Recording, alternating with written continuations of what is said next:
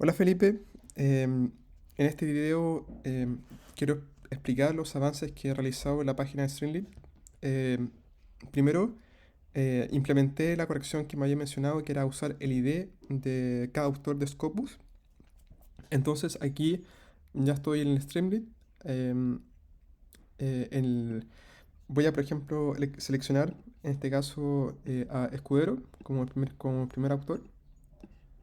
Em, Aquí, lo siento, aquí lo selecciono. Y al autor 2 voy a usar a Agyus, que sé que tiene un número de R2 que es igual a 4, para mostrar que la gráfica se ve bien. Entonces aquí aprieto Analysis Connection. Aquí ya en el código se puede ver cómo está, eh, cómo todo se está corriendo.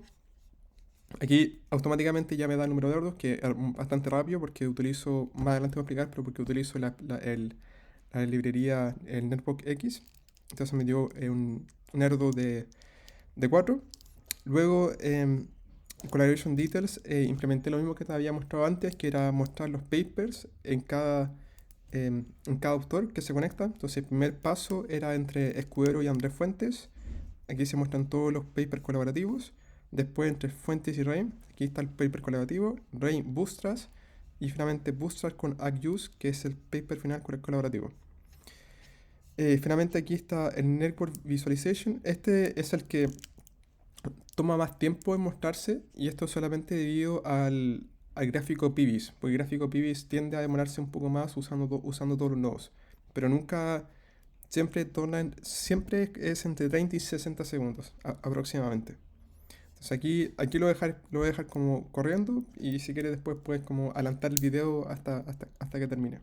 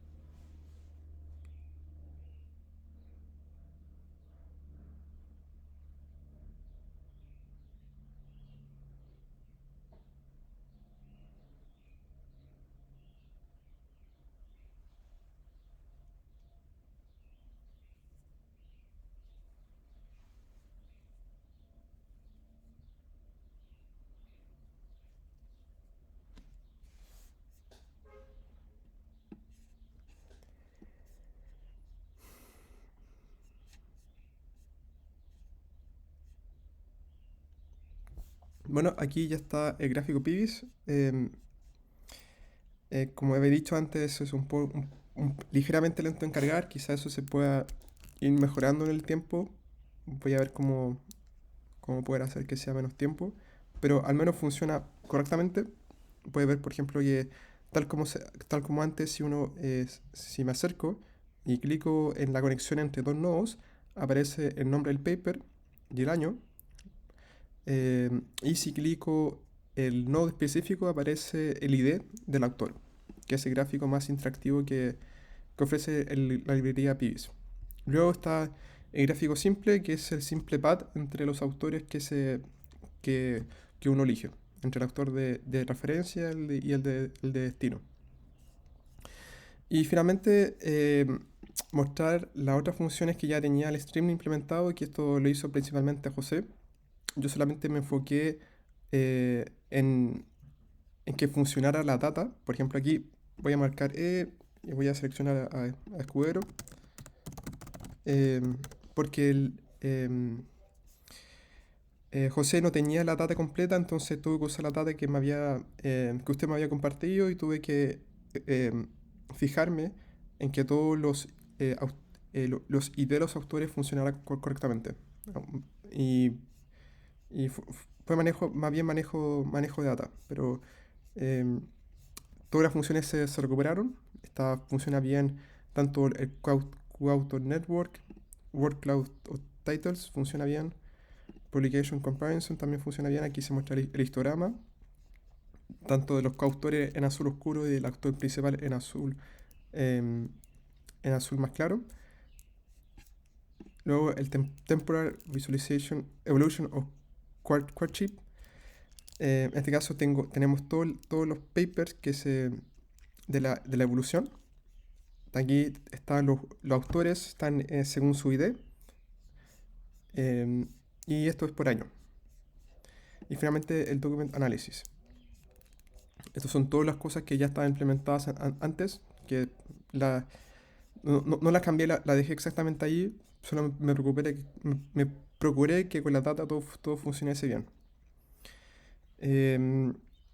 Y eso sería el Streamlit. Ahora quiero explicar cuáles fueron las modificaciones que hice en el código para que el Erdo funcionara correctamente. Entonces aquí voy a mostrar el código. Aquí la primera modificación que hice fue en el archivo erdos number.py. Aquí, en este archivo, la primera modificación que hice, o sea, la gran modificación fue que ocupé lo que usted me habían pedido, que era ocupar el Dijkstra. Entonces, finalmente ocupé el Dijkstra, lo que es una combinación de PFS, que finalmente fue que cuando calculaba el pad, usaba la librería Networks, en este caso está escrita como NX, y calculaba el pad más pequeño, o sea, el camino más corto, que es nx.shortestPath. Usaba g, que en este caso g es el grafo, g es igual a construir grafo, que después lo voy a mostrar que está en el archivo utils, y usaba el source u y target b, que en este caso es número el autor. U es el primer autor, o sea, el autor que uno pone de referencia, el ID1, y B, el target B es el autor 2 que uno pone de destino. Y luego a partir de eso calcula el número de erdos. Entonces, ¿qué es G? G es construir grafo. La idea de construir grafo está, o sea, aquí está en el archivo utils.py. Antes, esta es la modificación que yo hice. Aquí puse modificación Benjamin. Pero antes, construir grafo estaba hecho acá. Aquí lo intenté, pero la idea de cómo estaba hecho antes es que antes se definía un chunk size, que era alrededor de 100.000. Y se iba iterando fila por fila hasta encontrar el peso más pequeño o el camino más corto. El problema de esto es que obviamente tomaba, como uno lo hace fila por fila, la complejidad del algoritmo es como n al cuadrado. Entonces puede demorarse mucho, de minutos a horas, para calcular el número de erdos que son muy grandes. Entonces la idea con este nuevo código, que lo dejé con el mismo nombre, construir grafo, es que en este caso yo utilizo una lista que se llama Coautor Edge. Esta lista es una lista SQL que yo creo en el código setupdatabase.py. En esta lista SQL, por ejemplo, aquí pongo create table Coautor Edge, es que defino coautor, autor 1 y 2 y sus respectivos índices. Y con esta lista tomo toda la data que hay en el scopus total y la defino como lista de coautores. Y a partir de eso, en el utils, procedo a usar procedo a usar pandas para poder leer toda la data que tiene SQL, que se utilizó, o sea, que cargué con el setupdatabase.py. Y a partir de eso es que creo el G, que es el G que se utilizaba en el código de erdos number.py. G, finalmente es lo mismo, usamos la misma librería NX, pero ocupamos el df.edge, que el df.edge es una lectura de la data SQL.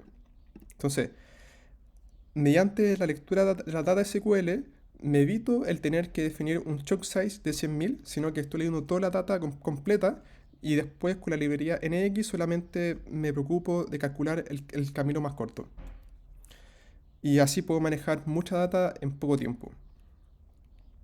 Y esos serían los principales como cambios en el código. En este caso es una llamada esto de acá es una llamada al SQL en este caso. En este caso defino tanto el host, el name, el password y el user, que son lo mismo que se usaban en el código original. Em, y eso son las primeras modificaciones. Aquí en el AirDocs.NuMePy, obviamente, además tuve que añadirle el cálculo, por ejemplo, acá tuve que añadirle el cálculo del PIVIS, donde rojo era el camino más corto y azul em, es el camino de los colaboradores más cercanos, mientras que el rojo es el camino entre los principales colaboradores. Y eso, voy a compartir todos estos códigos de nuevo. em, y eso sería principalmente la mejora realizada en el código.